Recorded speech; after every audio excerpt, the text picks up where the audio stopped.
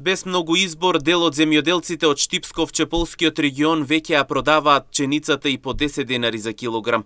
Парите им се неопходни за да ги покријат трошоците за жетва, орање и подготовката на нивите за новата сезона. Вела дека дополнителен проблем е доцнењето на субвенциите, кои не се исплатени повеќе од една година. И покрај тоа за 10 дена треба да започне и пријавувањето за новите субвенции. Како што соопштуваат од Асоциацијата на земјоделци на Македонија, производителите немаат друг избор, освен да го продаваат својот род. Што го чуват, меѓутоа некои го и продават, затоа што треба да се плате комбајнот за жетва, треба да се почне да се оре наново и земјоделците субвенциите каснат цела година и кусур и земјоделците се принудени да продаваат.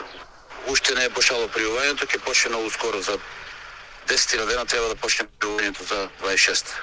У подршка Министерството за земјоделие. У секоја општина или може секој сам да си пријавува. Не, тоа не е поврзано, без разлика старите што не се добиени,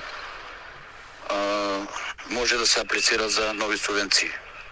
Со промените во Министерството за земјоделство, земјоделците се надеваат дека конечно ќе бидат прифатени дел од нивните барања и ќе имаат подобри услови за производство.